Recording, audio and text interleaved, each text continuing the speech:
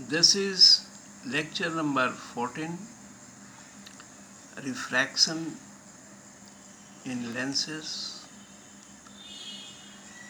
Lens दो गोलीय सतहों के बीच में ट्रांसपेरेंट मीडियम से बने होते हैं और टेक्स्ट बुक से और मेरे ई बुक से आप लेंसेज के स्ट्रक्चर को समझने की कोशिश करें। सामान्यतः लेंस दो प्रकार के होते हैं, कॉन्वेक्स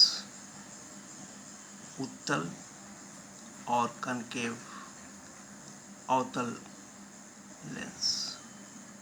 इनके और भी वेराइटीज़ होते हैं जिन्हें आप पुस्तकों से देख सकते हैं, लेकिन यहाँ यह कहना है कि लेंस का स्ट्रक्चर जो होता है वह प्रकाश के रिफ्रैक्शन की एक विशेष परिस्थिति को प्राप्त करने के लिए बनाया जाता है। अब वो स्थिति है उस रिफ्रैक्टिव मीडियम से रिफ्रैक्टेड रे यदि दो हैं तो हम चाहते हैं कि वो दोनों रेज जो हैं आपस में या तो मिलें डायरेक्ट रूप से या मिलती हुई हमें दिखाई दे। और ये जो स्ट्रक्चर में हम बदलाव लाते हैं, जिसको आप टेक्स्ट बुक में या मेरे ई बुक में देखेंगे, आप देखेंगे इस स्थिति में, इस डिज़ाइन में वह इफ़ेक्ट आता है जिसकी हमें आवश्यकता है। अब थोड़ा सा हम इसके स्ट्रक्चर पर आते हैं। स्ट्रक्चर में जैसे आपने गोलीय दर्पण में क्या देखा था, उसका एक पोल होता है।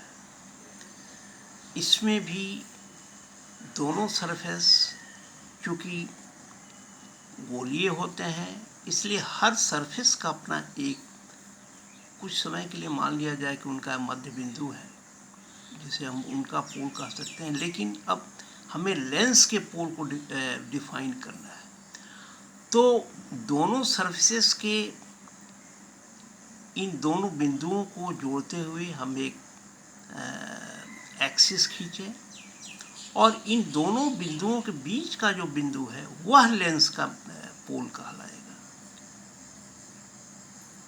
और चूँकि सरफेसेस दोनों गोलीय हैं, इसलिए हर गोलीय सरफेस का अपना सेंटर ऑफ कर्वेचर होगा और अपना फोकल पॉइंट होगा।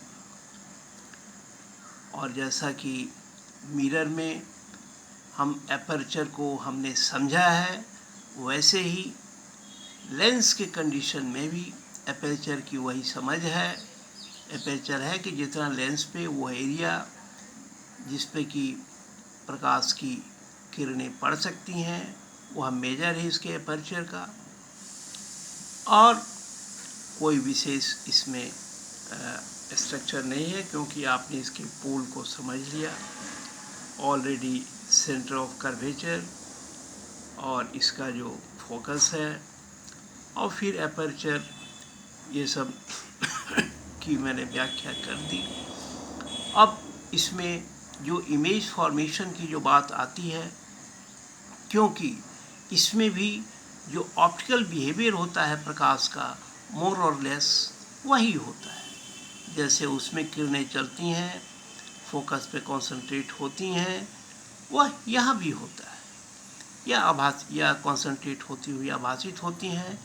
उस प्रकृति में कोई अंतर नहीं है। अब हम अगले लेक्चर में इनके चित्रों के बनने के ऊपर ध्यान डालते हैं। फिर हम लेंस फार्मूला की बात करेंगे और फिर मैग्नीफिकेशन की बात करेंगे और इस तरह से लेंस के ऊपर रिफ्रैक्शन ऑफ लाइट से जुड़े तथ्यों को हम पूरा कर पाएंगे। प्रतीक्षा करें अगले लेक्चर।